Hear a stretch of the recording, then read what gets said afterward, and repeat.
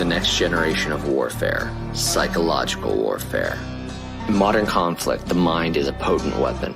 Discover General Michael T. Flynn's groundbreaking guide, The Citizen's Guide to Fifth Generation Warfare. Unlock tactics, strategies, and the mindset to navigate this cognitive battlefield that we all find ourselves in. Equip yourself against manipulation and emerge unscathed. Unleash your potential. Order now.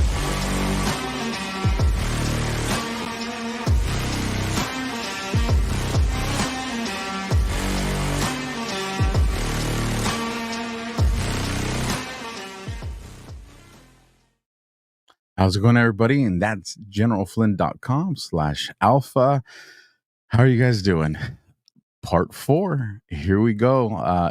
Listen, if you've heard about Operation GLADIO, you've heard about Colonel Towner, you're like, I'm here, Alpha. Everybody's sending me here to watch this.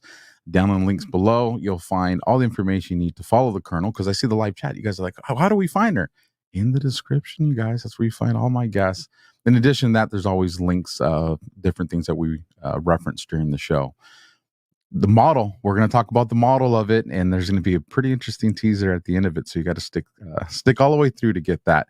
But before we get to it, Alpha's got to make sure I pay the bills, and streaming ain't free, so let's get to a sponsor real quick.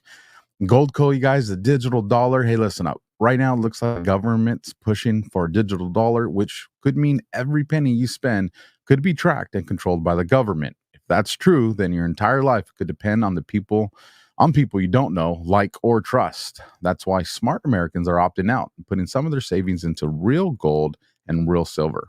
So to help, you can go to alphalikesgold.com and get your free 2024 gold IRA kit from my partners at Goldco. It shows you how to protect your hard-earned money with physical gold and silver, even if it's still in a retirement account. And as an American citizen, you could score up to $10,000 in free silver just for safeguarding your savings. At the very least, arm yourself with the knowledge about your options here. Don't be the sheeple.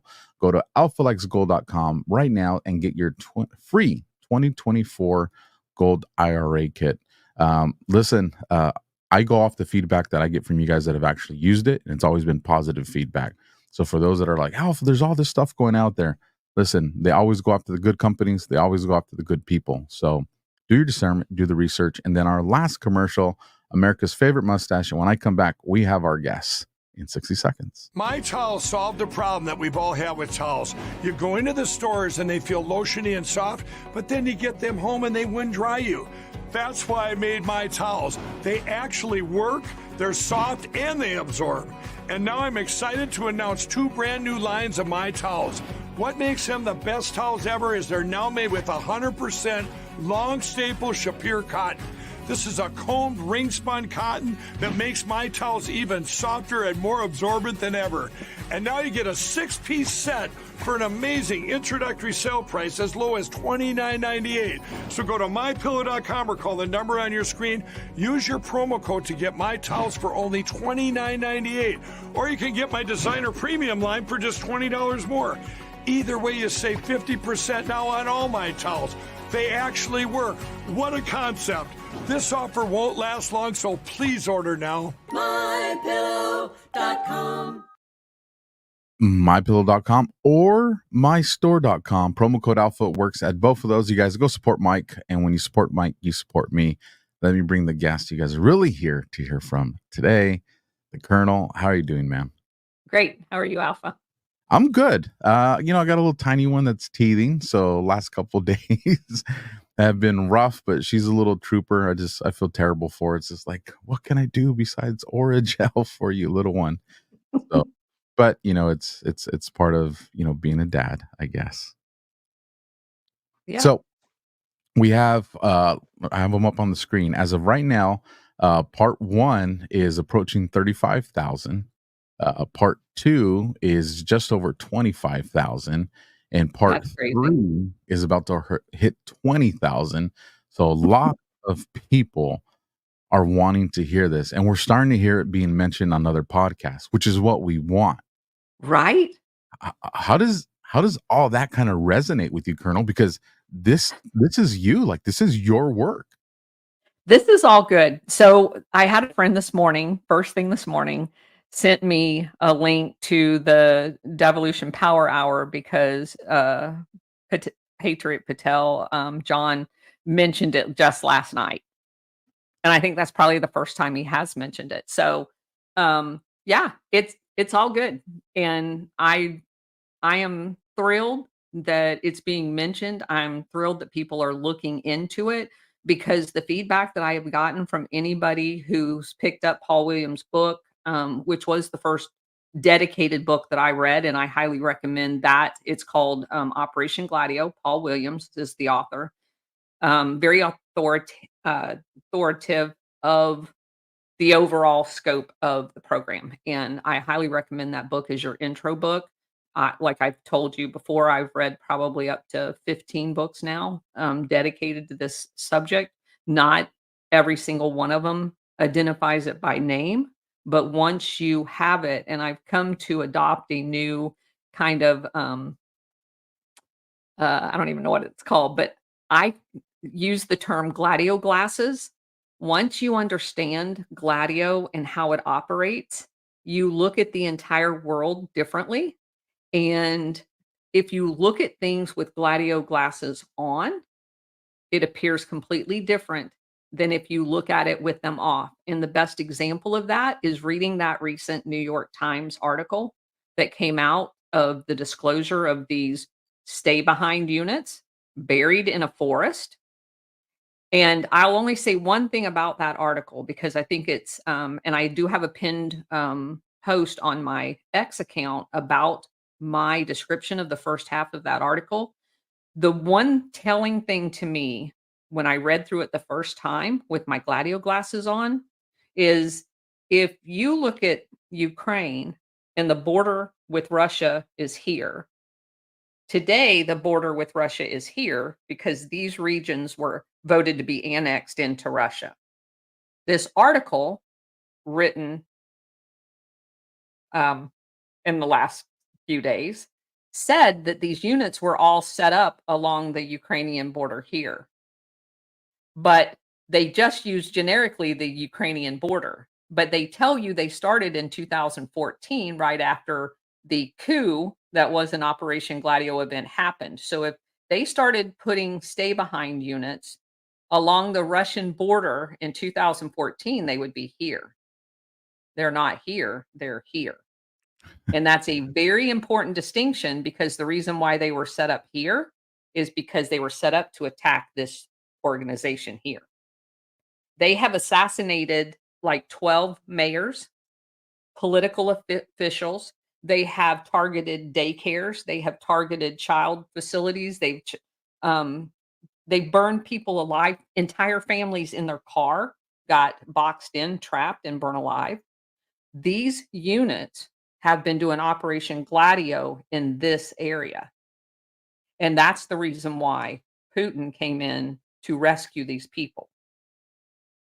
And so when you have your Gladio glasses on and you read what they're telling you, and one of the things that we found, like I think I mentioned in an earlier show, is primarily these units are located in deeply forested areas that are primarily off limits to normal foot traffic because that's the least risk of discovery. And so everything they're telling you in that article is screaming to you Operation Gladio, and it's being revealed in real time that it's really happening and not 60 years ago. It's happening today. And that's what they're doing. And once you understand the patterns of what they do, and we're going to talk about patterns today. And it's great that you highlighted, and I'll give him a plug too, General Flynn's Fifth Generation Warfare book. One of the things he highlights in there is patterns. We have to be, and that's why I talk about my glasses. You have to be able to recognize these patterns because it is the patterns that dictate to you what is actually going on. And we're going to talk about patterns today. And I'm going to take you back to the late 1950s and 1960s in when this pattern was initially established that is ongoing and has changed our entire world and not for the better. So today we're going to talk about the Congo. And people will go, "What? The Congo? That's in What? Africa. What are we talking about that for? That doesn't have anything to do with Operation Gladio ran out of NATO." Well, yes, it does. So, interestingly enough, most people do not know this. Prior to the stand up of AFRICOM, which is a new COCOM um, for the US military, Africa was in NATO's AOR. So, this is very apropos when I tell you that NATO, in conjunction with the CIA, runs Operation Gladio. So stick that in the back of your mind as we talk. So this story starts off with the Patrice Lumumba. Many people have heard of him. We learned about him in history class in high school. He was a alpha warrior in Africa, very highly respected, educated, and sought only freedom for the people of the Congo. He attended freedom assemblies and meetings for the state of Africa and the continent of Africa. And at the time, the majority of those countries were still under colonial rule from Europe. They were Belgian colonies, they were French colonies, they were British colonies. The majority of them, I don't even know of a single one of them that had actual freedom, to include Egypt, because the British was their overlord at the time. They were picking out who was going to be their religious scholars and everything else. So that's kind of the backdrop for this. Well, the Congo happened to be a Belgian colony. And it's not coincidental that when NATO, we have to know these facts, when NATO was kicked out of France for trying to kill Charles de Gaulle, the president, over 20 times, where did they go? They went to Belgium. Okay? That's how corrupt Belgium is. They don't care if they're playing host to NATO, who is an assassination coordinating body. So that's not a coincidence either. So With our research, Gladio glasses on. so research all companies coming out of Belgium. Yes. For those people that like to dig, I mean, come on, if this is what you're learning about Belgium, Yeah. look into everything And there's about a lot of yes. Well, Belgium also hosted the most horrific child predator in the entire world ever discovered. His name's Marc Dutroux, and he was the Jeffrey Epstein of Belgium. They found dead kids in his basement when they finally arrested him. He organized dog hunts for children in the woods in Belgium. Marc Dutroux, look him up. What a monster. It is the Jeez. most horrific thing that they did this to blackmail people coming into NATO conferences. That was his whole purpose. So these are really sick people. Look him up. M-A-R-C is how you spell his first name, Dutroux. So that's the backdrop. This is in 1960. So in the late 50s is when they were having all these freedom conferences. And finally, Belgium officially granted Congo their freedom on June 30th. We'll get into that a little bit in a minute. It's important to note the time frame. We were in the middle of the 1960 presidential race, which had Vice President Richard Nixon against JFK. And that's important because Vice President Nixon was the point man for setting up Operation Gladio all over the world for the Eisenhower administration. What?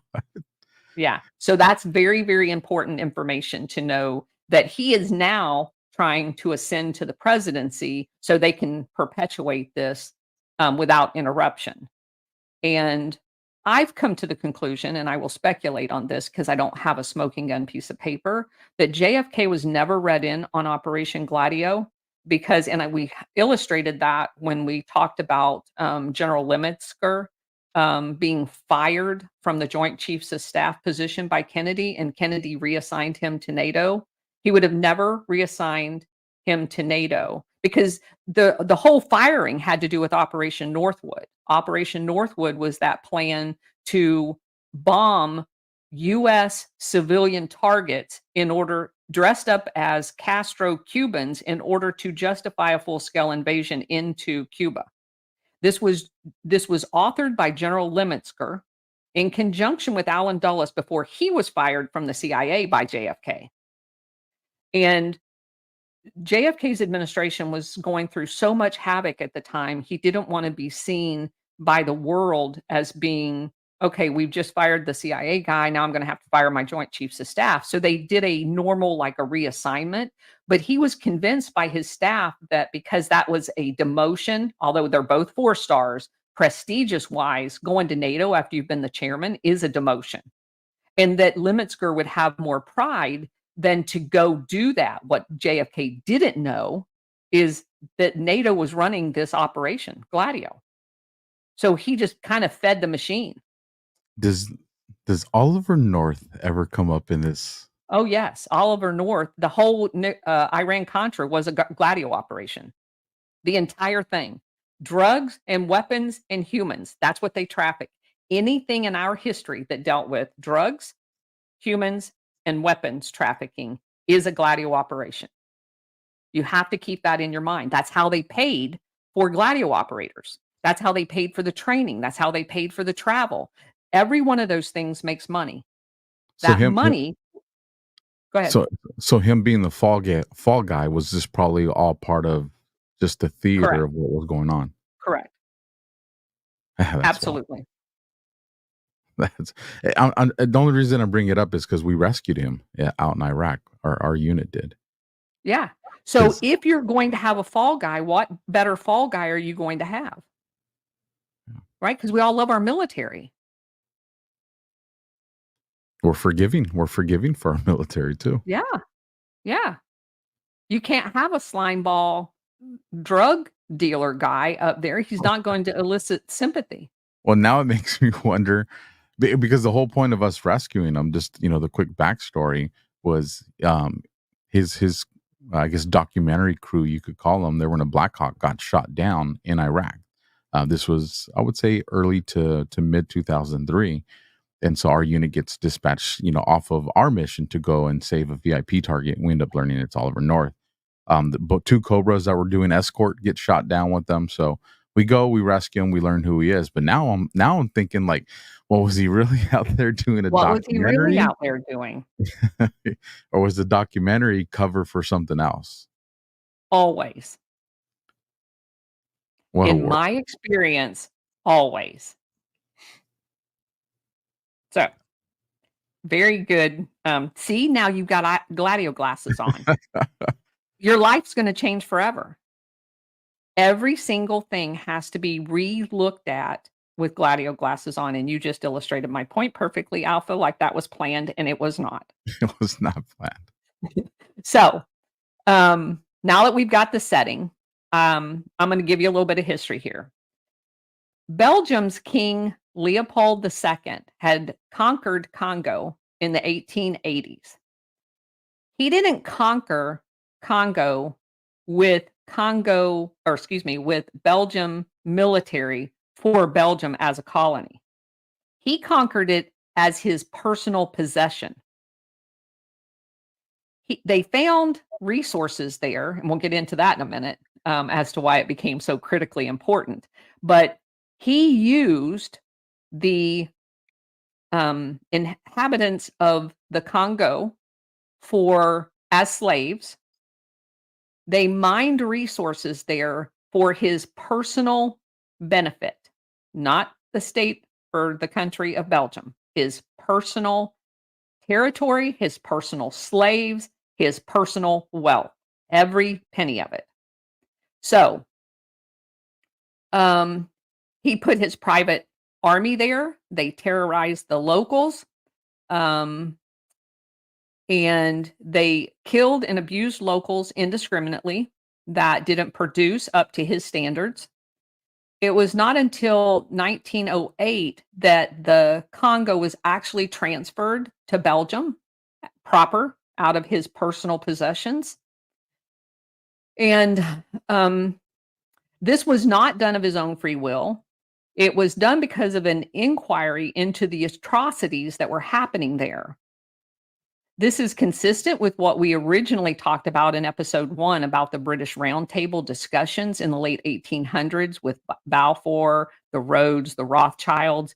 They viewed all of Africa as a slave colony. They were not, and this is going to be very important in our conversation about Lumumba, they did not view them competent enough to manage themselves. They viewed them as ignorant, illiterate slaves. And so obviously Patrice Lumumba had very different ideas about that. That would prove to be his mortal sin. Lumumba attended a very inspiring All African Peoples Conference in Ghana in 1958. Quote, a year after Ghana gained independence from Britain under the presidency of Kwame Nkrumah, an All African Peoples Conference was held in the capital city. And he felt that Ghana's independence would be meaningless if all of the rest of the African states were not freed as well. And so he took it as a personal mission to have conferences. And it was him, and I'm using his terminology. He pioneered the idea of a Pan-Africanism at this conference. Now, you will remember from episode 1, the British Roundtable said they wanted a Pan-American, a Pan-British Empire, a Pan-European, a Pan-Asian, and eventually a Pan-Arabic, Islamic seats at the round table, but no Pan-Africa. So he was using, and this is important, he was using their terminology against them, saying there will be a Pan-African. This was Gaddafi's mortal sin too, when he gathered up his the people of the leaders of Africa and wanted their own currency. He used the word Pan-Africa. So that's why he became a must-kill target as well. And we're going to see that play out. Patterns matter. He was using word warfare right back at him. Correct. Like a poke in your eye. Mm-hmm. So at the time, the African states that were in attendance was Libya, Ethiopia, Liberia, Morocco, Tanzania, Sudan, the Republic of Egypt, and Ghana. This was followed by a historic second conference, and they adopted the slogan, Hands Off Africa. Another mortal sin. So let's get down to the next thing. It's important to note that above all, Lumumba was a nationalist and not a communist. And it came across in every speech he gave. He loved the Congo. He thought the Soviet Union had it all wrong, and that freedom was going to be the answer to poverty and to class struggle. And he wanted everybody free from colonial rule more than anything. So what would be wrong? Belgium, I told you, in 1960 granted them their freedom, right? But they actually didn't. And this is where words matter. So during Belgium's independence declaration, the king of Belgium at the time, Bodeman, said, quote, don't compromise the future with hasty reforms, and don't replace the structures that Belgium hands over to you until you are sure you can do better. Don't be afraid to come to us. We will remain by your side and give you advice, unquote. So the king was making it very clear this is a freedom in names only. You are not going to be free to be free. We are going to stay here and we're going to monitor everything you do. And if you screw up our shit, we're coming after you. That's the veiled interpretation of what that king just said in his freedom ceremony. So the statement because they're at a ceremony. He's saying this publicly. Lumumba is pissed. And his response was, quote, humiliating slavery, which was imposed upon us by force. That's how he characterized what the king had just said. That they were going to perpetuate humiliating slavery. So that was viewed by Belgium as insubordination, and the US and NATO. And was it at the same ceremony? Yes, it was. Man, I like this guy. Yes. Okay. So Belgium then sought out a guy by the name of Joseph Kasavubu. He gets elected as the president of Congo, and Lumumba gets elected as the prime minister. Okay? So we're setting up the fight here.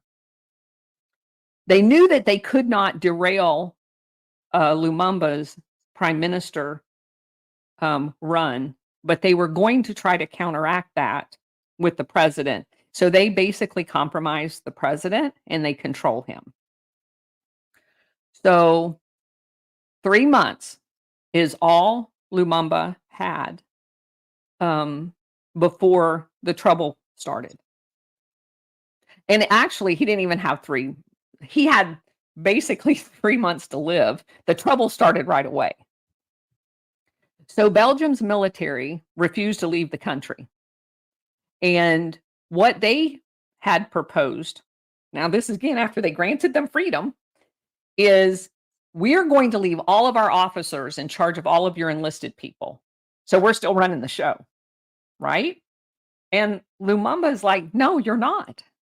We are going to promote our people. And then, of course, the accusation was like, well, they're not smart enough to govern themselves, right? Because that's the go-to. These are the most racist people. That's why the people here today that are telling you that they're helping the Black people, they're not helping the Black people. They're helping keep them down. And people need to understand that. They're fascist. They despise anybody that is not white.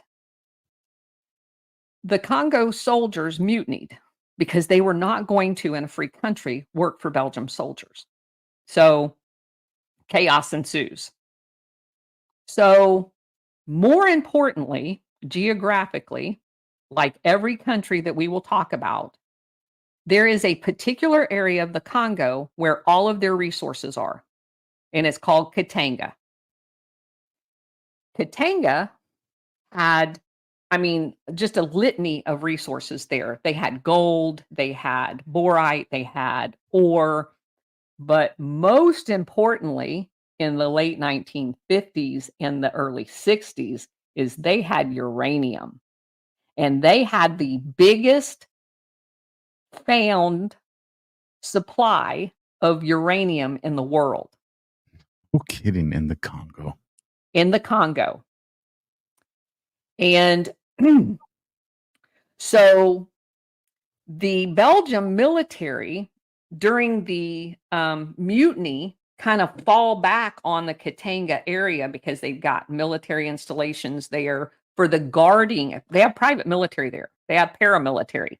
They have GLADIO there to guard the uranium, because that structure was set up in the aftermath of World War II because they were petrified that either USSR or at the time during World War II that the Germans were going to find this stash of uranium, because that's the big height of the nuclear weapons, right? Was in World War II, because we were doing it in the Manhattan Project, right?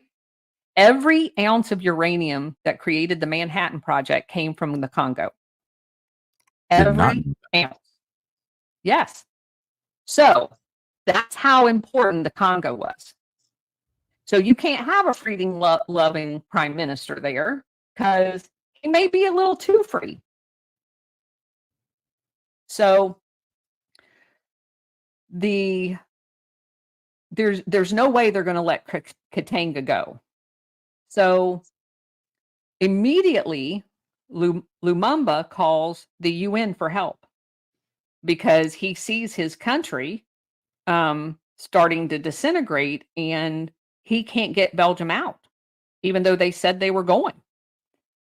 So he wants a resolution and peacekeepers. Well, interestingly enough, the UN passed a resolution and they demanded the Belgium officers leave the entire area of Congo to include Katanga. Get out. That's what the UN said. Do you know who happened to be in charge of the UN at the time? A guy by the name of Secretary General Dag Hammarskjöld. Now, you may not recognize that name because he didn't live either. They murdered him. Okay? So he was siding with the Congo and Lumumba, and it's not surprising that he dies in a plane crash on his way to the Congo to try to resolve the issue. The playbook never changes. It doesn't. That's why you have to have pattern recognition and wear your GLADIO glasses. Okay?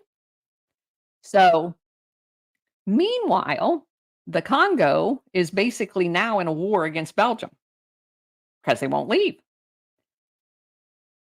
As a result, Lumumba received no help from any country in the West, nor from the US or UN after they killed the Secretary General that was trying to help him.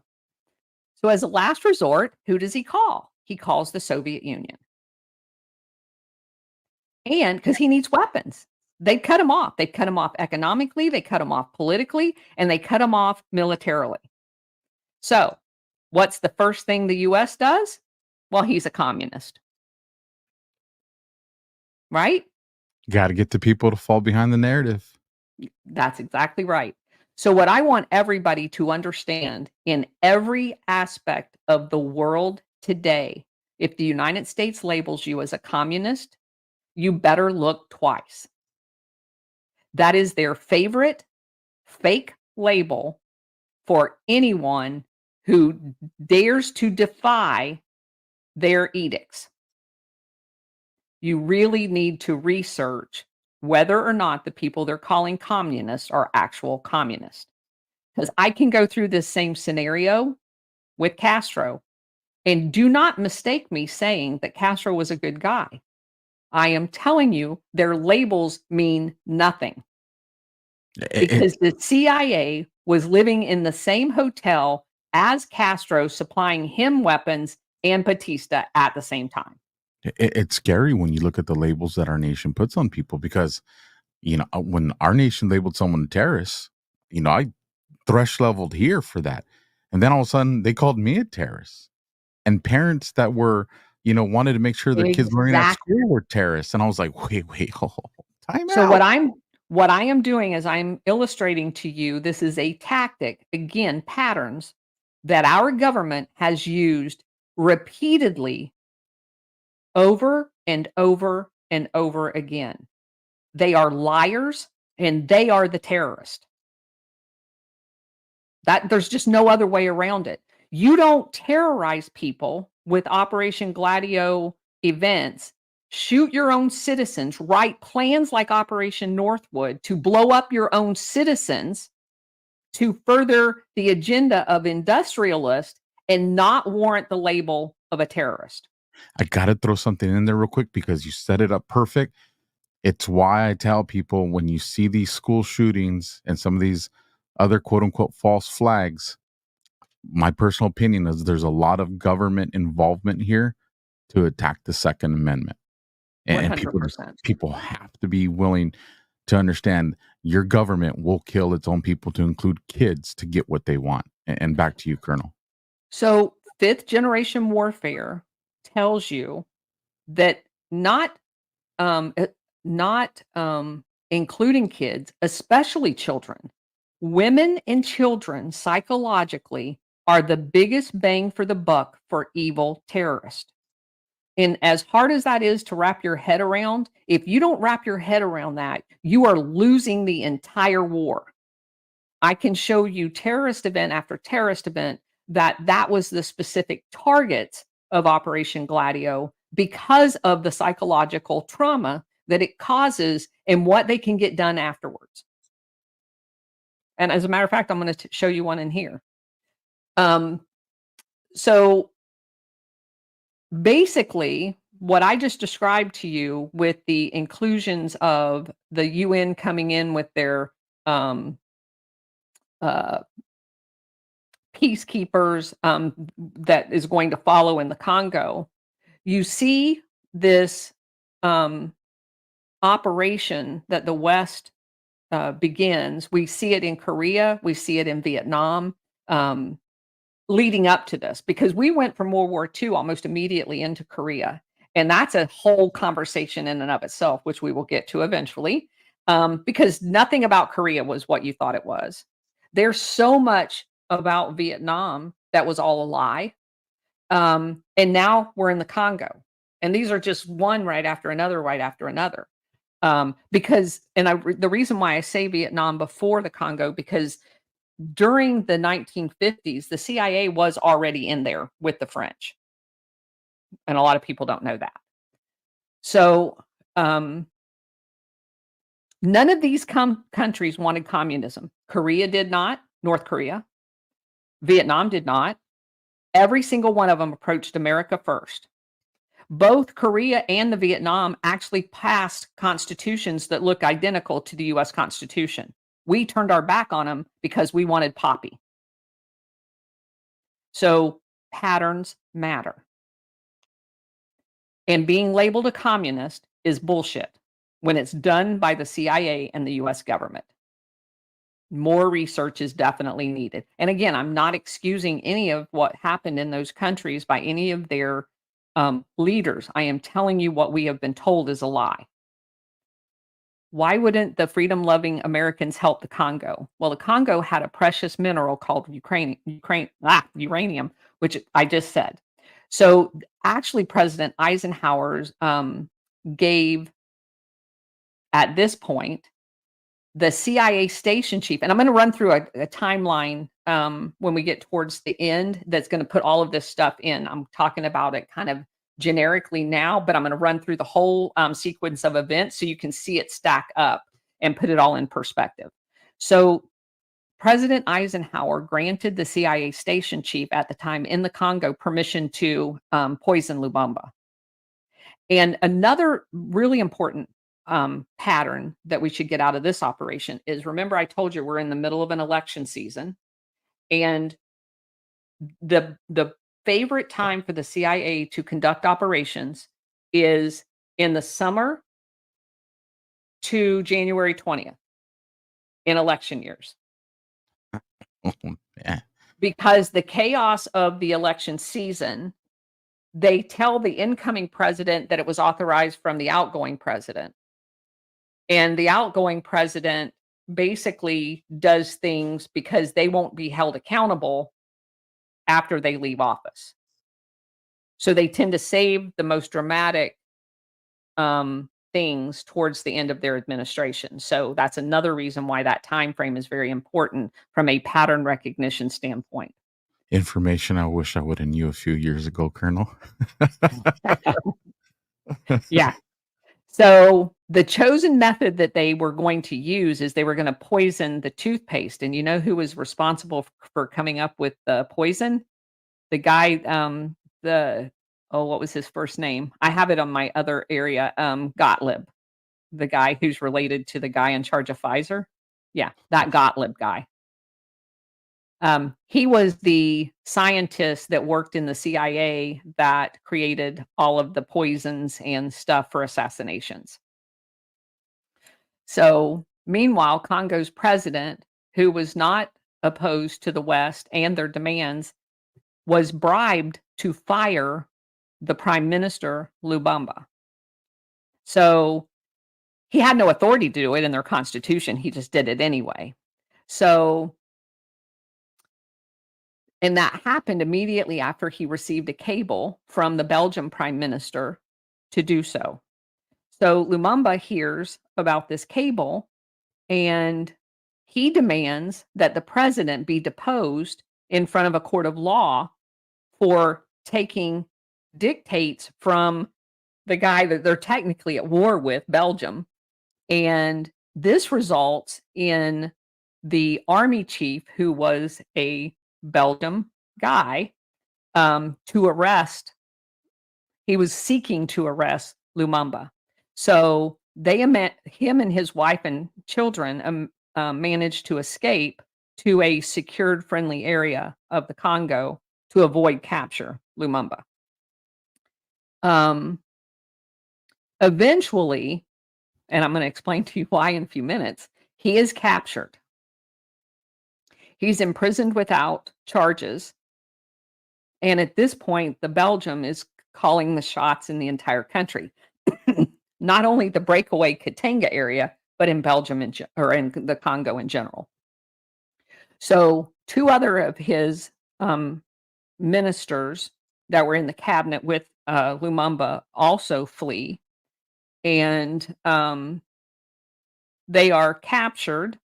They are beaten. They were beaten so badly in the airplane on the way to Katanga, which is where they're being taken to the NATO secured area, that the pilot has to tell them to knock it off because they were jeopardizing the stability of the aircraft. Jeez. Yeah. So he's delivered to the Congolese police military under Belgium control. They take him to a wealthy Belgium's villa, and I have not been able to find the name of that place because I definitely want to research whose that was, because they obviously are going to be a prominent businessman in Belgium. So it also has to be noted that this is the first time the Belgian government, it wasn't the first time that they had unjustly imprisoned Lumumba. They had done that prior to when they were in control, like when he was much younger. But this would be the last time. Because he fought to free his country, initially from a king that had enslaved the nation to extract its own wealth, to personally enrich himself and then his nation. And despite having granted Congo its freedom, they continued to monopolize Congo's resources for their own benefit and not that of Congo. They were not giving any of the resources, money to the Congo. So it's like giving you a house and then denying you a paycheck to be able to pay for the house. There's no way you can do it without being on the dole of, and that's what they want. They want to control everything.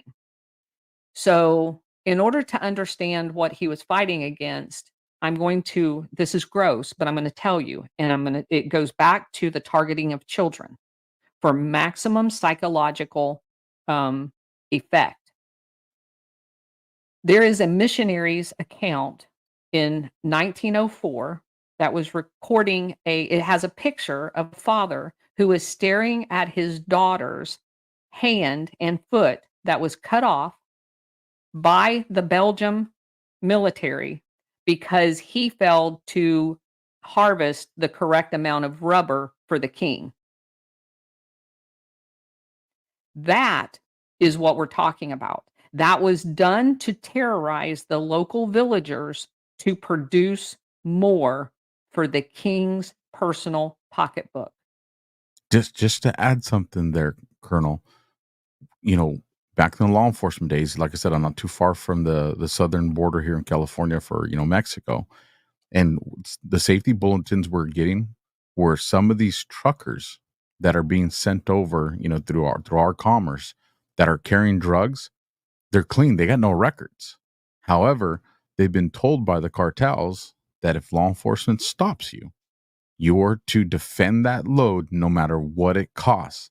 Because if you don't, it's your wife and children back here that are going to that aren't just going to be killed, that are going to be tortured. And by torture, and this is sick too, they would put them down on the ground, like reverse crosses, like where you're facing the cross, Mhm. and rip their spines out of them with like these like ice things while they're alive. And then they would show these to the other guys. So of course these guys are going to fight us, and not because they hate us. It's their family. It's that tactic that you're describing, and this is what the cartels are using. That. So I wonder where they learned it from. Oh gosh, it couldn't have been the schools of America, could it? That's the torture and the assassination school that was located on a U.S. military base in Panama, for all of you that don't know. And when we talked about Operation Condor, and the cooing of all of the Operation Gladio movements throughout South America, every single dictator that the US installed after each one of those coups was a graduate of the schools of America. That's how they learned how to do all of the assassinations, torture, and gruesome crap that went on throughout all, again, patterns. So, they now have Lumumba. They kill him. They killed him with a, firing squad, him and the 2 other, cabinet ministers that they had captured. But they initially bury him and then have second thoughts that if any of the local villagers sympathetic to him find his body, he's gonna be a martyr. So, they can't have anybody find his body. So, they order one of the Belgium NCOs to hack it up into pieces and dissolve it in a vat of acid. So, that NCO, unbeknownst to all of them, kept one Lumumba's gold tooth. That gold tooth was returned to his family in 2020, What? and that NCO told the world exactly what he did and that he was ordered to do it by the Belgian military, Things that just didn't make headlines. right? So, shortly after Lumumba's assassination, the army chief colonel, um, the one that had arrested Lumumba for his Western partners, seized power in a coup and renamed the Congo the Republic of Zaire. So, he was paid very well. And basically, we know that changing names as if it erases history is one of the tactics that fascists love to use. So, there's more to the history, but I want to of what Belgium and the US and all of that did in the aftermath of that. And the you can go to my Substack if you want to read a little bit more because I wrote most of this in an article. But I want to skip ahead, or not even ahead. I want to skip over to the Gladio aspects of this in a little bit more detail. So, because it's very, very important to show, because this entire operation was ran by none other than SS officer Otto Skorzeny. The entire thing was ran by. So the people that talk about, oh, we won World War II. Well, how did we win World War II when the Nazis were in charge of NASA? They're in charge of our nuclear program. They were in charge of NATO for the first 16 years in the Secretary General's office. They were in charge of the UN. All they did was decentralize an effort that was centralized in Europe. We didn't win jack crap. Sorry, guys. Spoiler alert. So we kind of talked about the There's somebody wondering what do you mean the Nazis took over NASA? Whole nother show, everybody. yeah, Whole nother yeah, show. yeah. It's just crazy. So I want to get down. Okay, so here it is.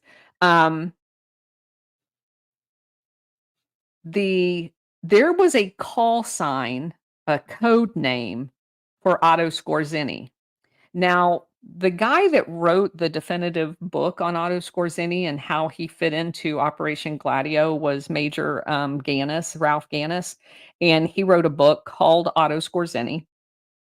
And he's the guy that bought all of Otto Skorzeny's papers, historical journals, everything. Wife's letters between him and his also CIA working wife, Elsie Skorzeny. So there's not a single paper that says Otto Skorzeny's CIA name was QJ Win, and that's a capital Q, capital J / WIN. However, if you look at every D-class CIA document and Skorzeny's journals of where he was when, they're an exact match. So there's no There's no one that can convince me or the major that wrote the book and did all the research that QJ Win is not Otto Skorzeny. So I'm just going to say that to be upfront so that everybody understands. There is a 99.9% overlay on QJ Win and Otto Skorzeny. So the CIA creates this thing called Staff D, as in Delta. They're in charge of assassinations and coups. Staff D is the one that set up QJ Win as a code name. In comparing his activities, as I just said, there's the overlay. So we're going to go through a quick timeline chronologically. So we've got the concept. Now we're going to go through the chronological setup of this entire coup. And it's unusual that we have this amount of detail on a particular coup, which is why I wanted to illustrate this to set a pattern in people's minds. We're going to go back to 1939 when the U.S. discovers the critical elements of uranium in the Congo. FDR establishes a uranium committee as an advisory body. This committee has secret negotiations with a guy by the name of Edgar Senior, Sengier. He's the director of Union Minerale, which is a Belgium mineral company, and I'm going to spell that. It's Union, Miniere. The agreement was to transport 100% of all uranium to the U.S. from Katanga. Okay, and it's important to understand this is in 1939, right? This is before World War II. So we definitely had to pay a pretty penny. The Congo itself got nothing. The state of Belgium got everything.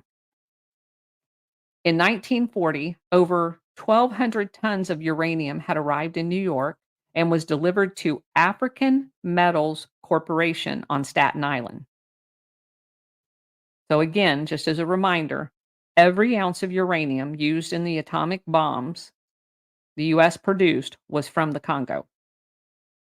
October 9th, 1941, FDR authorizes the Manhattan Project. Now that we got a crap load of uranium, go for it. Major General Leslie Groves led the Manhattan Project. And I've got to say here, the Congo people are being used as slaves to produce this. Keep that in mind. So Leslie Groves, Major General, goes around and basically begins securing all of the world uranium supplies to include the Congo.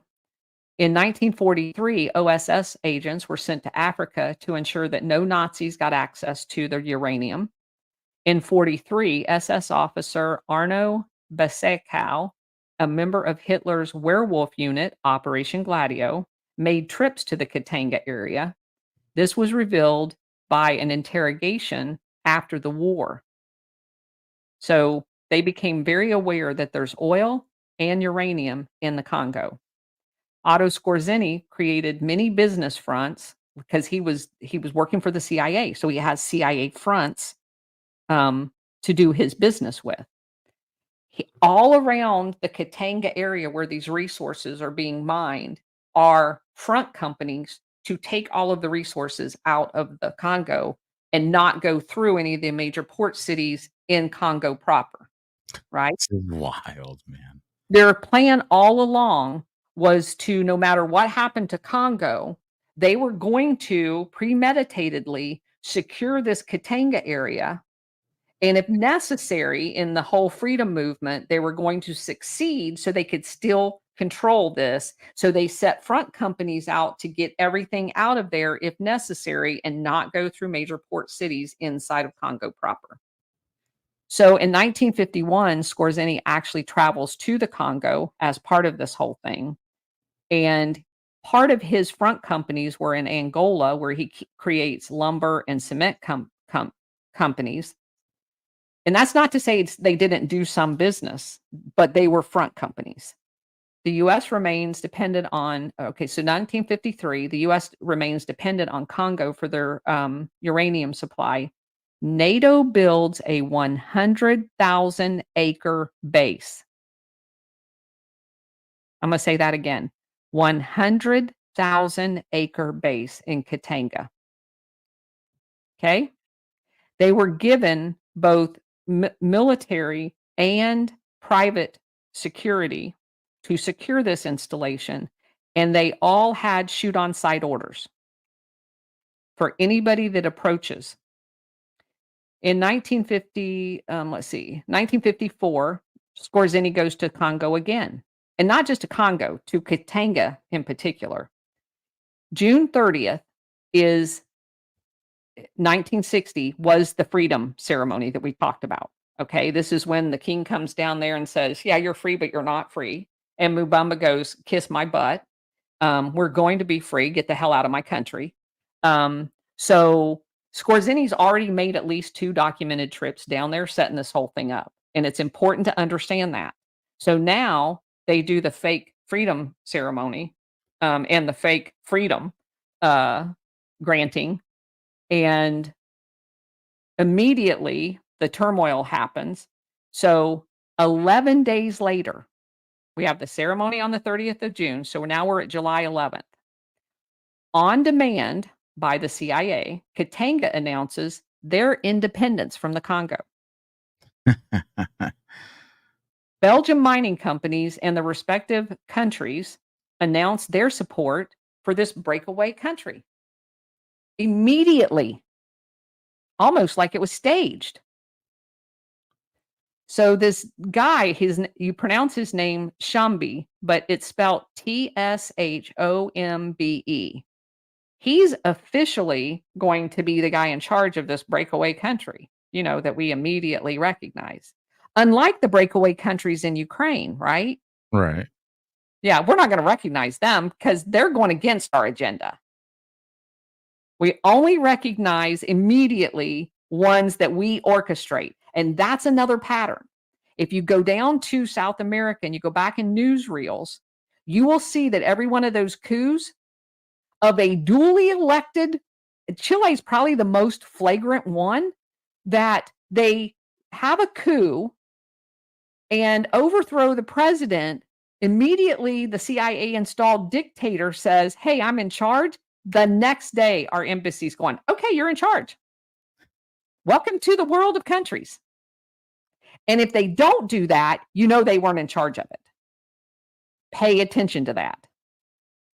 And just real quick, because I was curious, because I was like 100,000 acres. I looked it up. That's 156 square miles. That is huge. They had to, because they Huge. have to include all of the mined areas there to control the access to and from it. They built a military base around the uranium mines and the gold mines and blah, blah, blah. It's huge. They basically turned Katanga into a military installation and then called it a country and elected a president. Elected. Here's your CIA-approved token president. And then we recognized it. So then the UN recognizes it by sending peacekeeping troops. Peacekeeping troops to a basically military installation called a country. So, in other words, the CIA Operation GLADIO had mobilized the entire international syndicate, my words, to steal the resources of Congo for their own use. Belgium sent 200 of their GLADIO-trained assassins to train the 10,000 troops that was going to be necessary for this gigantic base. The UN Security Council, with their new Secretary General, because they murdered the last one, passed a resolution calling for the immediate, basically peacekeeping operations. Shambi, the senior military advisor there, is a guy by the name of Major Guy Weber, who is a Belgian officer. And he basically is a CIA cutout.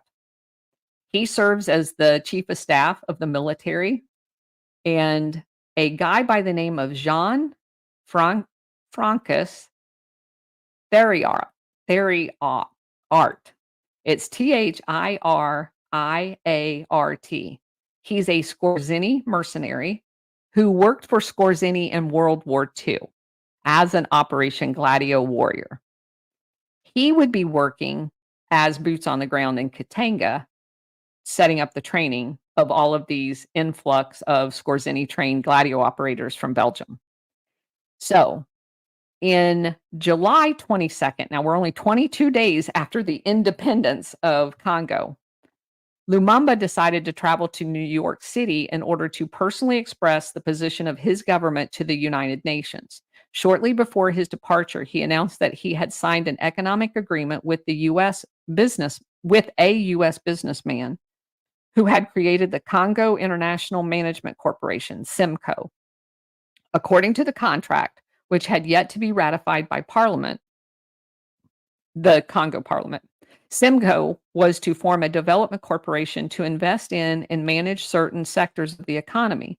He also declared his approval for a second Security Council resolution, adding that Soviet aid was no longer necessary, and announced his intention to seek technical assistance from the U.S. Eisenhower refused to meet with Lumumba, the great general that's all about peace. Instead, he sent him to meet with the Secretary of State, Christian Harder. Lumumba realized with disappointment that the U.S. was not going to support his government, which is what he preferred. So he was left with no other, because basically this businessman that had tried to work with him was basically told that if you proceed with this, you're going to come under the onslaught of the federal government. And so he recognizes none of that's going to happen. So he again reaches out to the USSR. And that, of course, immediately gets him labeled as a communist. And they basically continue to oppress and steal their resources. And that was basically the entire intent of this endeavor, was to brand him with the communist label. And once they do that, they can unleash the full scale of the government on you, the economic, the political, and the military suppression, because now you're branded a communist. Doesn't matter whether you are or not.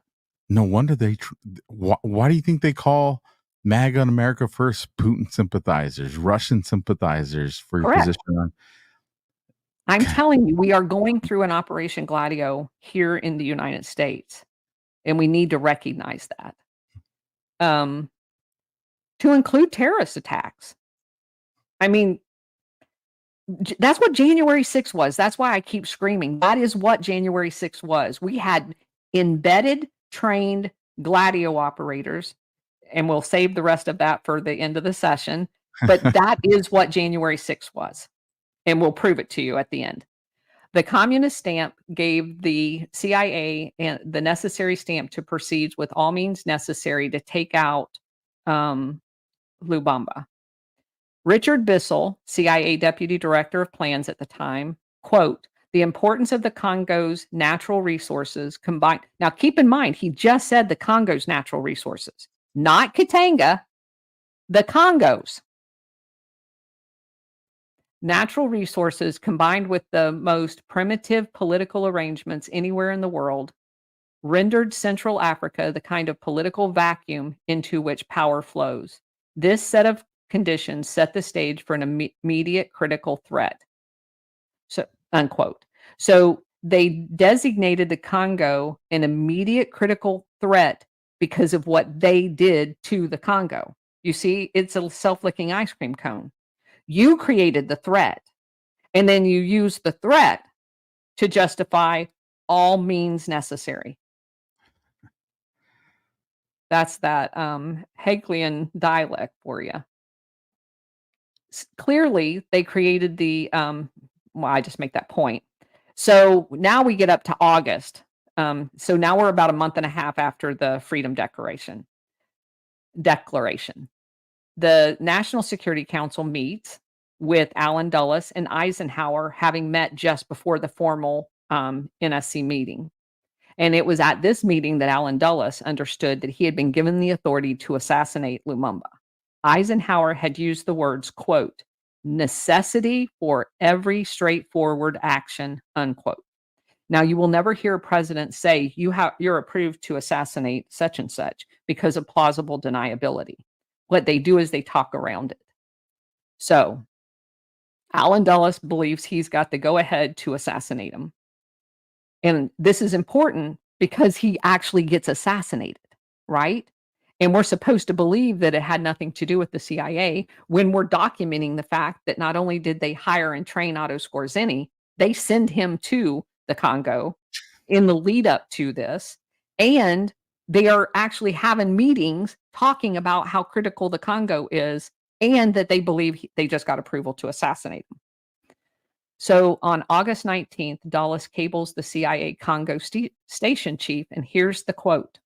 In high quarters, it is the clear-cut conclusion that if Lumumba continues to hold high office, the inevitable result will be, at best, the chaos, and at worst, pave a way to communist takeover of the Congo with disastrous consequences for the prestige of the UN and for the rest of the free world, generally.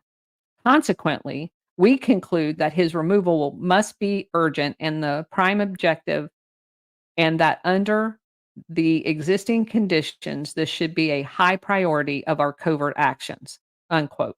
Now, let me just emphasize here the words free world. Do you know who's not free? Africa. It is in the best interest of the free world that we kill an African leader because they are not allowed to be free. And I get so freaking pissed off at these people who believe that people who give lip service to freedom and democracy are the very people that have advocated for decades the non-free treatment of the entire country of Africa. It's disgusting. They hate these people. They think they're lower than dirt. They chop these kids' hands off to hold their parents accountable. And we're supposed to believe that that's the grown-ups in the room. The way they does that to a child, God, Jesus. And I'm the arrogance. It's beneficial to the free world. You're not allowed to be free, but it's beneficial to all of us. Well, we're not free either. If our government is doing this in the name of freedom, what does freedom mean to you then? Soapbox, sorry. All right, now we're up to September. The first week of September, we get this Jean Fricos Theriault, who meets, he's the Otto Skorzeny trained assassin. He meets with Scambi, who is the new designated CIA president of the fake country Katanga, and they meet in Brussels. And this is very important for a pattern. Theriault owned another front company, and that front company is called Optarian. Do you know what Optarian is? It's a network of obstetrician doctors. That's not to say that there's not doctors and they're not going all over giving free eyeglasses, but it's a CIA front company. Now, I want you to think about how many medical free NGOs that we have funded by US Aid, which is a CIA front in and of itself, going all over the world collecting intel in the name of being medical. So I'm showing you right here the inside story of, no kidding, this Optarian company, under the guise of giving free eyeglasses to everybody. It's a CIA front company, and it's ran by an Otto Skorzeny trained assassin. So this gives him the perfect cover to travel everywhere, anytime, which of course is the access, like reporters, that spies need. It's a perfect cover. He also he also created Action Committee for the Defense of Belgians in Africa. You know, because the Belgians need protecting. against the indigenous people that they've oppressed for the last century. This committee was created in the immediate aftermath of the Katanga declaring its independence from Congo with the assistance of Belgium and the CIA. So the acronym for this thing is CADBA.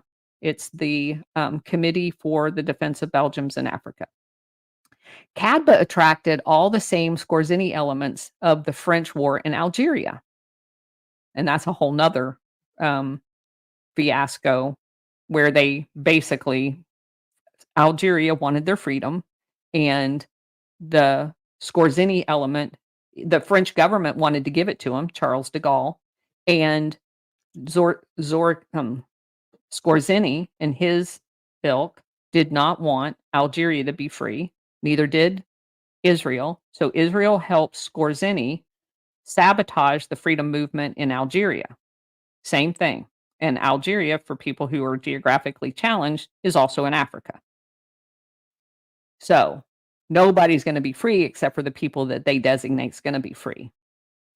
So European mercenaries willing to die in order to enslave Africans in their colonies is kind of the thrust of this movement, said in a really blunt way. They even created flyers that ties these two initiatives together. Algiers and Leopoldville, which is in the Congo, 2 fronts, 1 war. And the war was to keep Africa a slave colony. Another participant in that meeting was a guy by the name of Hendricks Bass, B-A-S. He was a Katanga separatist who was placed in charge of the airport in Katanga. So you have that guy and another Belgian officer who basically created this 3,000 strong, basically Operation GLADIO force. They flew in a bunch of people that had operated in Algeria, in Katanga, and they would work to transform this CADBA organization into a civic action movement in Algeria. At the same time, they're basically doing operations in Katanga. And it's important to understand the connection to these two things because this was a front being done all over the continent of Africa. It's not just isolated to Congo, and that's what I wanted to make sure everybody understood here. So they're getting arms shipments from Germany. And keep in mind, at this time, who's in charge of German intel? Oh, that would be SS Nazi General Reinhard Gehlen. West Germany's first chief of intelligence was none other than Otto Skorzini's boss, SS Nazi General Reinhard Gehlen. Okay? West Germany, the free one. They're all freaking buddies. They're all freaking buddies. The CIA was using short takeoff and landing aircraft into Congo in order to get these people in and out. They were leased by a CIA front company called Hilo Aircraft Corporation, owned by a Dr. Lynn Bollinger, and American Industrial Leasing Corporation, ran by a guy by the name of David Kavanaugh. They were all Skorzini business partners. And I tell you that just so that you have this as a resource. If you're doing digging and you come across those names, they are confirmed operators into the Congo mess that we're describing. So also in September of 1960, we have Skorzini's CIA handler, Lieutenant Colonel Mario Del Silvestro. Now, it's important. You're like, wait a minute, that's military. So what they had done, and this is documented throughout Major Gannis's book, in the embassy in Madrid, Spain, they have a military attaché office. They had assigned both a captain and a couple of different lieutenant colonels, he documents, as Skorzini's handler. They go to dinner, they live in the same building. So they are definitely, and that brings in the NATO element to the whole thing as well. So The CIA handler is sent to Congo on a classified mission in September 1960. Very important timing. And it was related to the murder of a guy by the name of Henry, he goes by Harry, Noble Taylor. Taylor was the son of Henry Taylor Jr., who happened to be the U.S. ambassador to Switzerland. Now, the dad has an extensive CIA background, sitting as the ambassador in Switzerland. Okay. His son is posing as a reporter. The ambassador also had posed as a reporter repeatedly, and they worked for Scripps Howard. And some people might recognize that. That's the company that today owns HDTV and DIY and That sounds Magnolia. very familiar. Yes. They had a crap load of CIA people on their payroll as reporters that were actually working for the CIA. Whether they were part of it, I'm going to leave that for another day, but there was a lot of them. So this junior reporter was supposedly, so here there's two different cover stories for him. Supposedly he came to the Congo directly from Moscow. That's weird. Where he was covering the Gary Powers U2 debacle. But there's even better evidence that he was actually in Rome and then traveled to Congo. And the reason that's important, in 1960, Rome was the height of Operation Gladio. That's where all of the drug trafficking through Sicily was going on, the money laundering into the Vatican. That was a very big hotspot for Operation Gladio. So it would make more sense that he was actually in Rome and then being sent to the Congo. So anyway, the reason why we know this is because a fellow Scripps Howard reporter by the name of Robert Rourke, Ruark, who is also a CIA asset and reporter, reported that he had been in Rome. Now, I'm going to tie something to most people that don't understand this. He appears throughout this Robert Rourke guy appears throughout the Skorzeny saga in many different places as a reporter. He lives in North Carolina, but he documents repeatedly a Dallas group of businessmen in Madrid that are all tied to the JFK assassination. So apparently Taylor's father, the ambassador, having also been another Scripps reporter at one time, were given assignments and stories based on things the CIA needed to have done. So they had lost basically one of their own when this guy was killed in the Congo. And that's the reason why Skorzeny's handler was dispatched to the Congo, because one of their own had died. Okay. So now we've just upped the temperature a little bit more.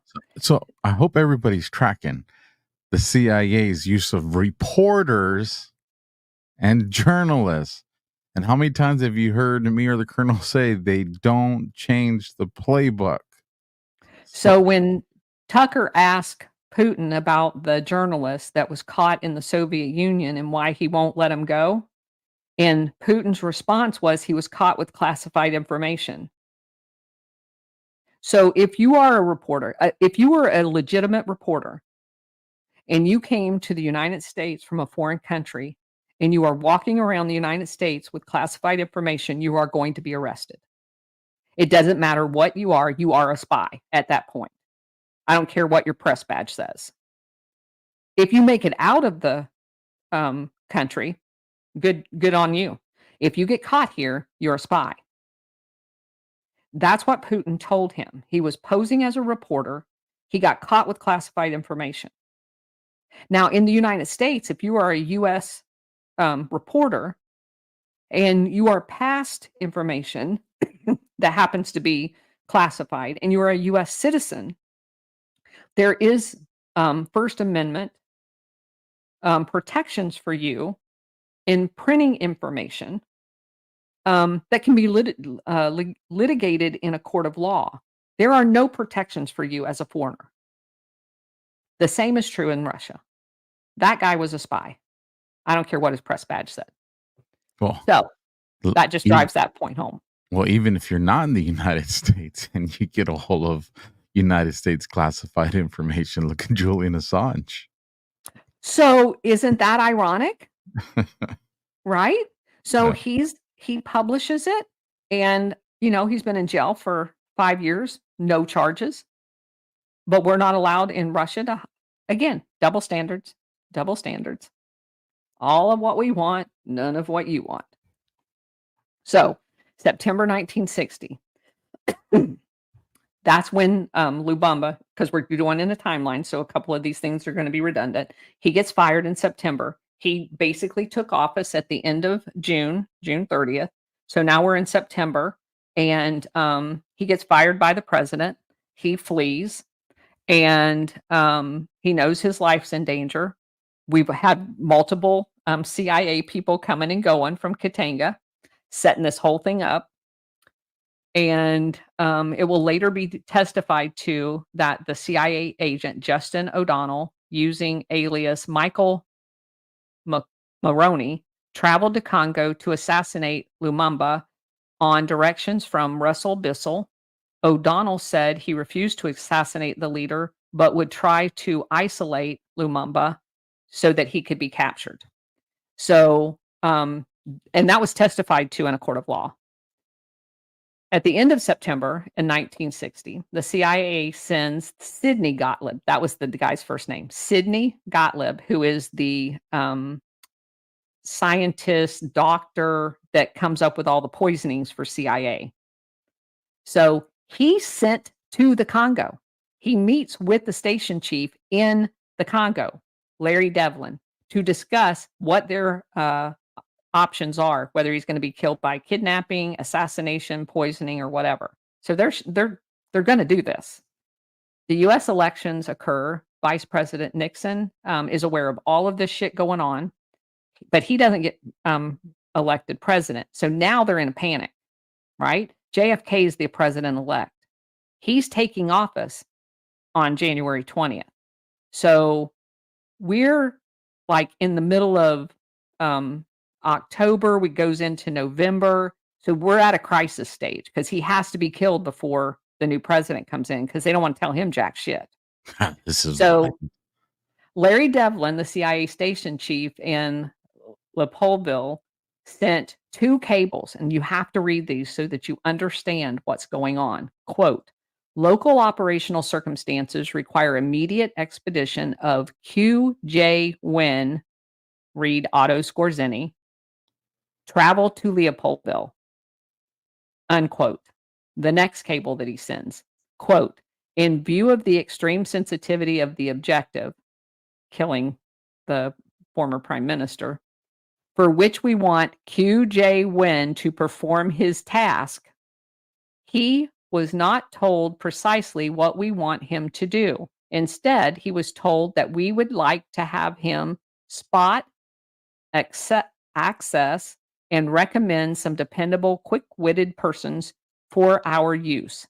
It was thought best to withhold our true pending the final decision to use him, unquote. So November 21st, QJ Wynn arrives in Congo using a code name WI/Rogue, ROGUE. That's going to be his call sign for this operation. At the end of November, the 29th, CIA station chief indicated QJ Wynn, quote, had begun implementing a plan to pierce both Congolese and UN guards to enter Lubamba's residence and provide escort out of the residence. Unquote. Provide escorts. They're freaking kidnapping the man. They're not escorting him anywhere. This would sound similar to Skorzeny's kidnapping of Hungary's Admiral Miklos Horthy, which was another mission he did during World War II. And it is very similar, actually, if you read about that kidnapping. Scorzini was also under the direction of Major Guy Weber, who is the Belgium officer in charge of the Katanga, the made-up country's military. December 1st, Lumumba was captured leaving his residence. Another CIA cable was sent, quote, QJ Win, anxious, go Stanleyville, and expressed desire, execute plan by himself without using apparatus, unquote. In response, he gets back, quote, concur, QJ Win, go Stanleyville, unquote. Oh, no, sorry. Go Stanleyville. We are prepared. Consider direct action by QJ Win, but would like your reading on security factors. How close would it place the U.S. to the action? Unquote. They're going to murder him. So in January, CIA cable from William Harvey to Richard Helms, quote, QJ Win was sent on this trip for a specific, highly sensitive operational purpose, which has been completed, unquote. That's when they had kidnapped him. Lumumba was transferred to Elizabethville after his capture about 6 days later, which is where he was tortured and executed by a firing squad of Belgian mercenaries. And 3 days later, JFK sworn in. So Scorzini had met in March of 63 with Katanga's government officials. Now, again, this is, 2 years later in Portugal. And Portugal is important because that's where Agenter Press was. Agenter Press was one of the, along with Madrid, Spain, Agenter Press is probably the two most protected GLADIO operational cells because for training purposes and logistical support. So because both of them are under fascist dictatorships already, Portugal was under, but it was part of NATO, and that's critical. NATO allowed Portugal with a fascist dictator in charge of it to join NATO. Spain, they would not let Spain in when they had Franco in charge, and it was also a fascist dictator. Okay, so the reason why everybody hung out in Madrid, Spain, like Scorzini and all of their training camps, were administered out of France or out of Spain is because it was a fascist dictator already. So they didn't extradite to any NATO countries. So if you're a NATO gladiator and you're doing an explosion, a bombing in Italy, they immediately excavated them to Madrid, Spain in the aftermath for protection. That was true all over Europe. That was their safe hideout. Agenter Press was there in Portugal, was their logistical support. So they printed fake passports, fake birth certificates. They made, because it was actually a press. It was a newspaper facility talking about reporters. Yeah, right downtown, a company called Agenter Press, Aginter. It was the cover for the logistical arm of they had a travel agent right next door. They organized all of the travel, all of the logistical support all over the world for the GLADIO operators out of Portugal. Because again, no extradition, total protection. So basically, this is talking about what appears, and I don't have, this is a speculation on my point, but the wording of everything that happened at this meeting appears that this was the payoff meeting for all of the people that were involved in the assassination. It's like an evil James Bond movie. Well, that's funny you should say that because there are many people that says all of the James Bond movies are actual Operation GLADIO events. Oh my God. So it's weird that you say that. I can't tell you how many times that I have talked to somebody about things and they'll go, "Oh, that was James Bond." I don't really watch James Bond, but they'll go, "Oh, that was James Bond, blah, blah, blah." And I'm like, "Really? Oh, yeah, so-and-so did this and this and this." And I'm going, "Shit, that sounds just like it." And yeah, so it's stranger than fiction, I'm telling you. So one last aspect. The Committee for Aid to Katanga Freedom Fighters. This is important. The committee was created in 1961.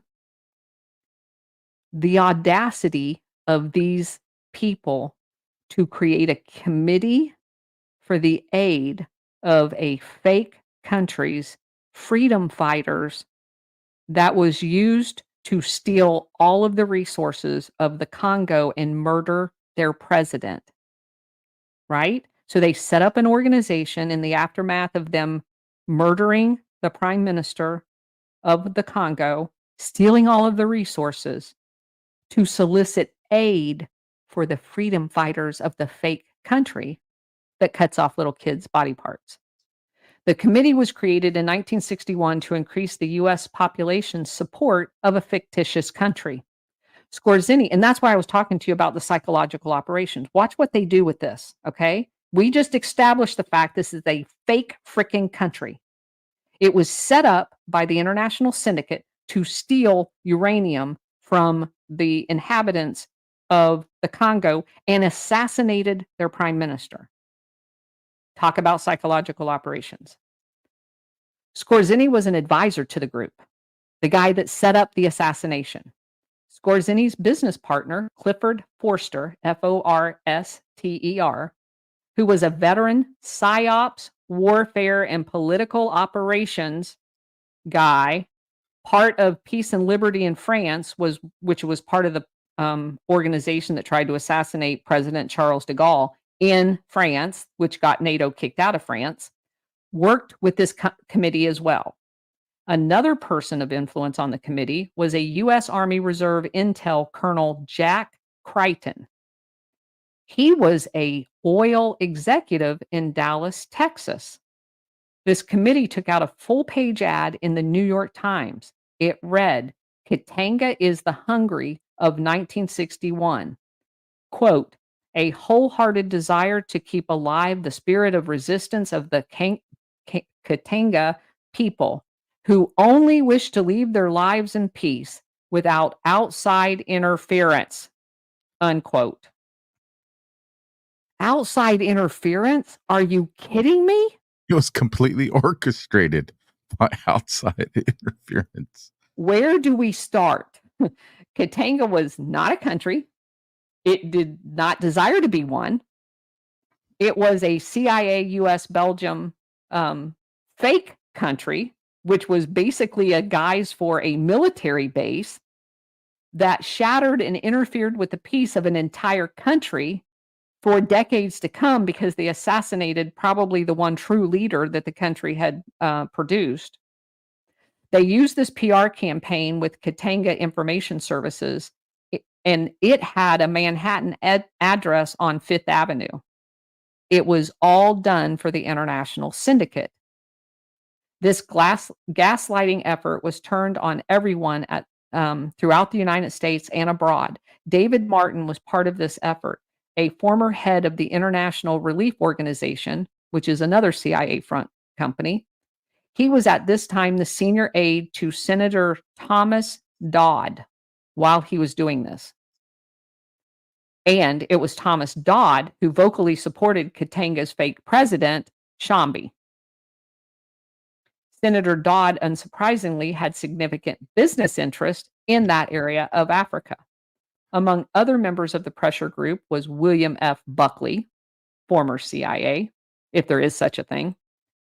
Buckley's brother, Reed Buckley, who had moved to Madrid, Spain in 1956, lived next door to Scorzini. Another guy, L. Brent Basel, Buckley's brother-in-law, who also moved to Madrid in 1960 and was Scorzini's neighbor in the same building, and James Burnham, a CIA agent. This entire cast of characters were involved in the kidnapping, execution, hacking up, and disintegrating in a vat of acid a man who only wanted freedom for his people and the support of the U.S. to bring about that freedom. Instead, the U.S. government, CIA, stole part of his country, turned their back on him, and falsely labeled him a communist for daring to believe in freedom. This is what our politicians call democracy today. and why we must demand our republic be returned. First of all, if they will do it somewhere else and you see the way they're behaving now, why would anybody with just a speculation of suspicion not think that our government would deploy that kind of activity inside of our own borders? Like, absolutely, they would. And Absolutely. and As a matter of fact, I'd go one step further. I would say they've done all of this to perfect it, to do it to us. I agree. I have said it with certain other situations that it seems like these other countries are always the dry run. See how it goes. See how the international community responds to it. See how the local populace responds to it. Especially social media, these digital footprints, and they perfect it. And it's like, okay, now let's deploy that operation within the United States, which brings us to January 6th.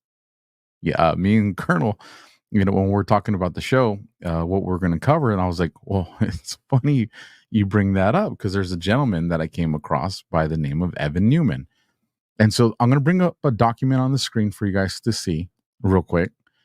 And I'm only bringing this up so you guys can see the case number. You can see the criminal complaint. This is not classified. This is public, open source information, open source intel. That's from the FBI, Department of Justice.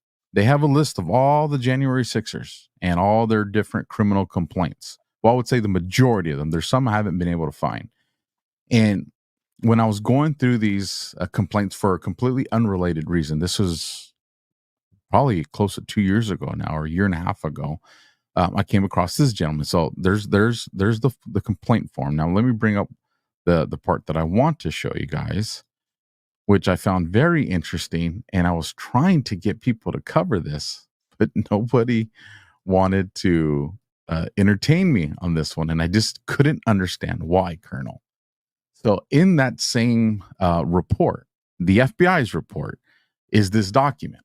And it says, I'll read it real quick. A review of Newman's LinkedIn profile shows that he attended the Ukrainian Orange Revolution in 2004 and in 2005. In the photos and videos described above, Newman is seen wearing an orange and yellow scarf. Open source research reveals that a scarf commemorating the Ukrainian Orange Revolution is similar in appearance to the scarf worn by Newman at the Capitol. So this photo you're seeing on there is from the Capitol Police's body camera footage, and it shows him wearing that scarf. So you have the one off to the left that they're showing, and the one that he's wearing to the right.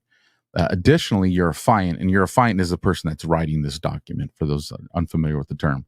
Eurofiant made various database and open source queries and was able to confirm the anonymous tipster statement that Newman resides at the residence in Mill Valley, California.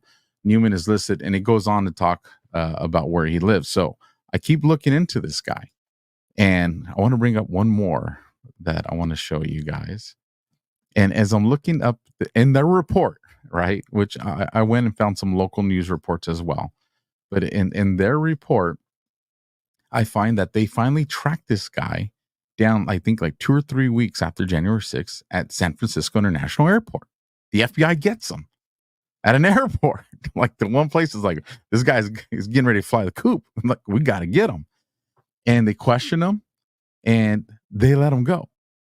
Now, they're arresting everybody in January 6th, but they let this guy go. And ultimately, he makes his way to Ukraine. From Ukraine, he goes to Belarus, where he's filed for political asylum. But I kept looking into him, and this was not his first run-in with the law in the United States. If you guys remember, during those huge wildfires here in California along the coast, Evan Newman was there, and he was seen in an area trespassing that he said is where it was him and his brother, actually, where his mother lived. And they were told they can't go over there. But nonetheless, they got him for trespassing. He was arrested, and it was ultimately a misdemeanor charge. I just find it very interesting that it was public knowledge during those wildfires that there were Molotov cocktails found on the side of the freeways, found in these places, found by communities. And this same guy that was part of the Ukrainian color Guard revolution was at the wildfires. And then after the wildfires was in January 6th. Same things that if you read the report, he's telling the cops, we hope your effing kids die. Stuff that, Trump supporters, MAGA supporters, conservatives, we don't say those things. We respect and like our law enforcement, even when we're mad with them. But you have this player that's involved. And then this one, not that it's related to this conversation, but I thought it was really important. So this is the FBI pinpointing. These are geo points of Evan Newman's phone in the Capitol. So this is not one of those things, well, maybe he was outside, maybe he never entered. They know everywhere he was in the Capitol. And I'm sure if somebody did some overlays to offices and things like that, there's probably corresponding offices and locations that would make people say, why in the heck would the FBI let this guy go? And I'll give that question to you, Colonel. So let me back up because I want to make sure everybody understands the importance of everything you just said. To clarify, there's been 2 CIA coups using Operation GLADIO tactics in Ukraine. The first one is the one you're talking about in 2004. The second one happened in 2014. In 2004, the Ukraine Constitution says that they basically pick their president by ranked choice voting. They have a slew of different parties, and they say if you have in round 1, someone gets over 50%, they're the president. If you don't, and no one gets over 50%, the 2 top vote getters go to a runoff, and whoever in that second round gets the most votes wins. In 2004, the guy that got the most votes was the guy that had already said definitively he was not interested in joining NATO. He was not interested in joining the EU, and he would continue the gas trade stuff into the EU with Russia. That made him unacceptable to the West. In the first round, no one got over 50%. In the second round, he won. Wasn't by a lot, but he won. Immediately, the CIA and our ambassador staff in Ukraine unleashed the GLADIO forces of hell. They created havoc everywhere, to include this guy right here. And they demanded a third round, which was unconstitutional. Never was supposed to happen. They decided to do it anyway. And the US demanded it be done. So they, and all of Europe, in order to be able to continue relationships with the whole thing, the political isolation, the economic isolation. So they basically demanded it be done. They held a third round. Well, lo and behold, throughout the entire country, there's vote rigging, there's obstruction to get to the polls, there's ballot stuffing, and the guy that wanted to join NATO and wanted to join the EU mysteriously gets ahead, right? So now he's going to be the president, and the entire thing was rigged. So this is what you're describing. This guy was involved in the chaos after the second round that demanded there be a illegal, unconstitutional election, and they were willing to kill people and terrorize people until it was agreed. So they held the entire country hostage until they agreed to do something unconstitutional and illegal. That's what he was involved in. Okay? We know that. Our entire government knows that. If you were allowed to arrest this guy and it was allowed to come out that he was involved in a GLADIO operation to destroy a country on behalf of the United States, that's what would have happened if he would have been held in custody. That's the reason why they let him go.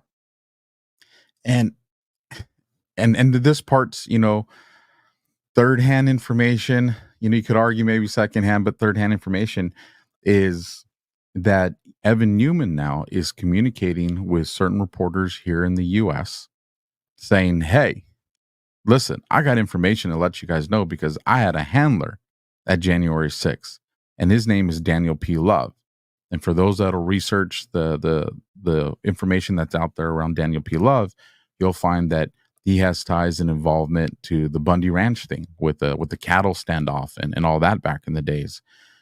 So now is Newman worried that, hey, he's probably seen certain people that we don't know about that are involved that are probably being, killed or suicide, and he's probably like, I'm next, I'm willing to give this information, but I want protection. So, and I think that's why he probably sought the political asylum in Belarus, because he's probably feeling that I'm a loose end. And they're probably going to come He for is me. definitely a loose end. And that's speculation for me, but I think it's educated speculation. So also, I have a neighbor that lives right around the corner. 3 of her nieces and nephews was picked up in the January 6th. They were present at the Capitol. A horrific story of what the FBI did to them. And when I look at these 3 regular blue collar workers in my hometown being harassed over a 2-year period of time and what was done to them as a result of that, they were the ones that were arrested on the 2-year anniversary of the 1/6 in Lakeland, Florida. They are the ones that were the poster child of the January 6th anniversary this year. And they saved it. They knew where they were. This was a planned PR stunt by our government. Now, after what I just disclosed to you that our government is capable of, the fact that these maniacal B-word people would stage a PR and sacrifice 3 young kids, 20-something, to put a feather in their cap is one of the most heinous things that I can even imagine, because just you have to understand, having grew up in the government for 30 years, the number of people at all levels that had to be involved in something as maniacal and deliberate as a PR campaign for the anniversary of January 6th to humiliate Americans for voting the wrong way. That's what they did. And there are so many layers to that that would have had to have approved the delay in arrest, the manipulation, everything. When you find a suspect, if they're so freaking dangerous, why would you wait days to arrest them for a PR stunt? And I found that other screenshot that I had from the report, just so everybody knows, you don't have to take my word for it. From the report, February 16th, 2021, members of the FBI Special Surveillance Group, SSG, observed Newman leaving his residence in Mill Valley, California, followed him to the international terminal at San Francisco International Airport, SFO. While at SFO, Newman was interviewed by the FBI special agents. Now, here's what's important, you guys. Remember, February 16th, so we're about a month and a week and a half after January 6th. During the interview, Newman admitted to flying to D.C. on January 5th, 2021. So now they already got acknowledgement that he's there.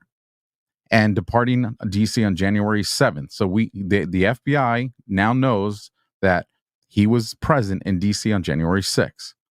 Newman declined to answer if he entered the federal buildings during his trip. I showed you guys the document where they already knew where he was at in the federal buildings.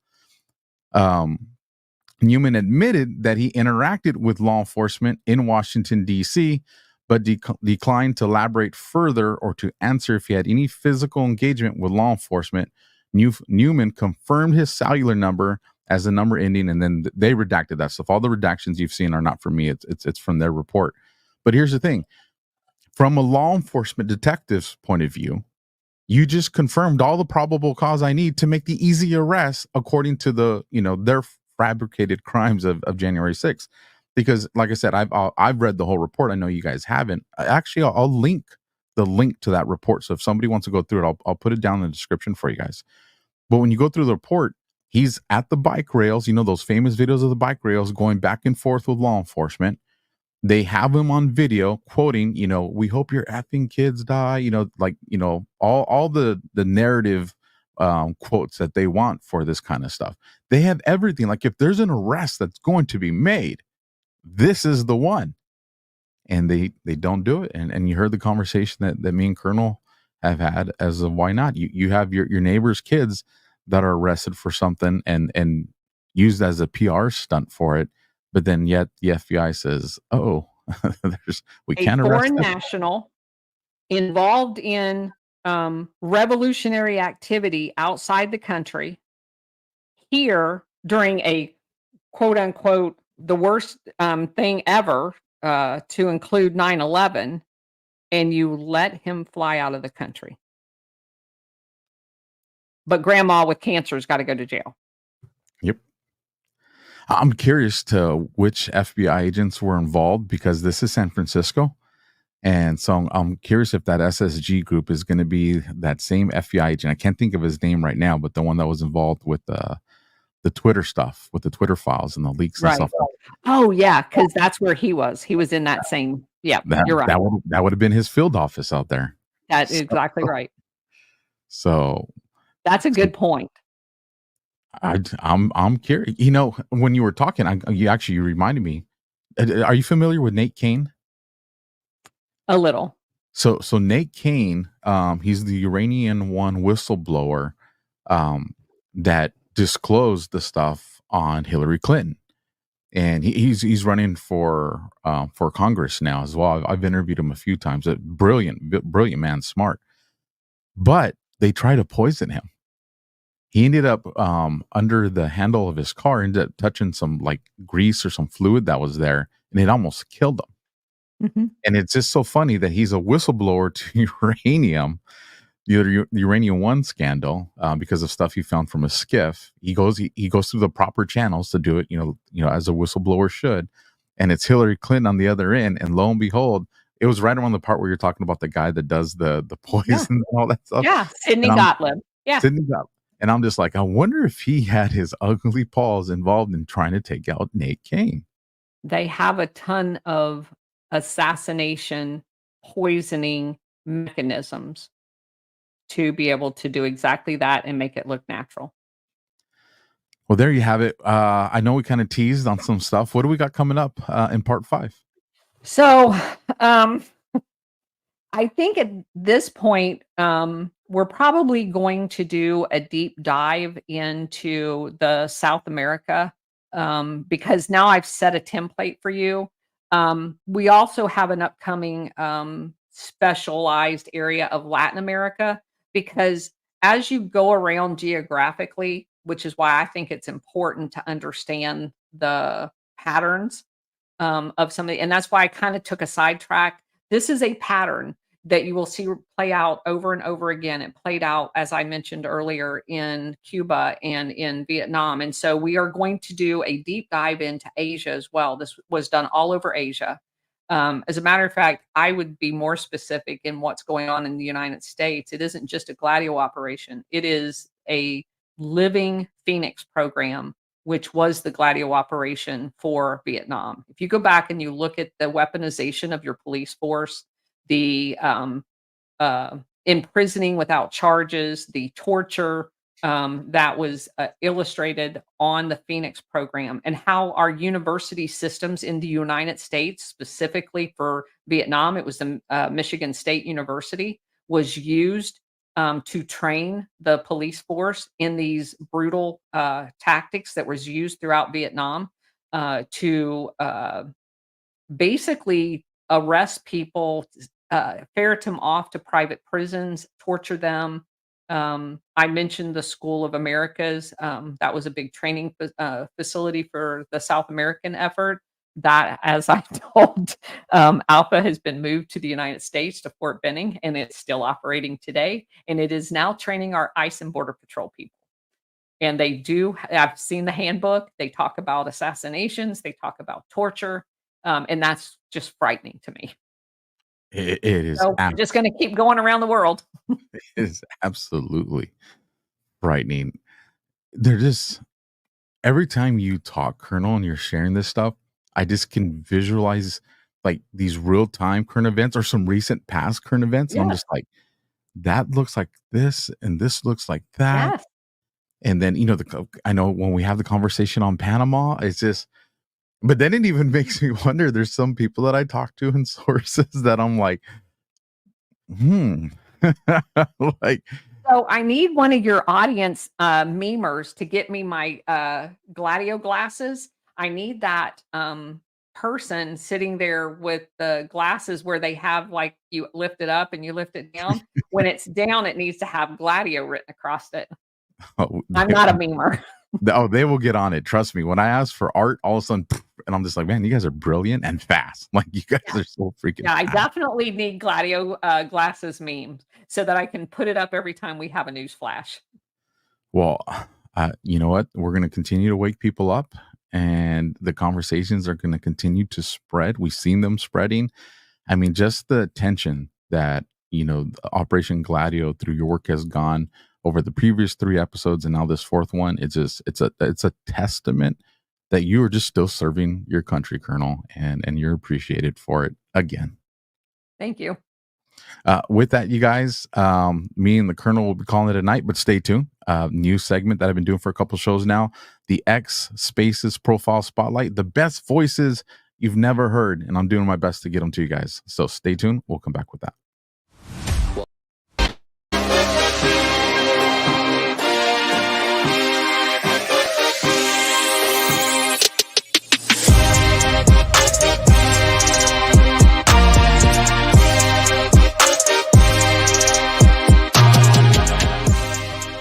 Welcome to the next generation of warfare, psychological warfare. In modern conflict, the mind is a potent weapon. Discover General Michael T. Flynn's groundbreaking guide, The Citizen's Guide to 5th Generation Warfare. Unlock tactics, strategies, and the mindset to navigate this cognitive battlefield that we all find ourselves in. Equip yourself against manipulation and emerge unscathed. Unleash your potential. Order now.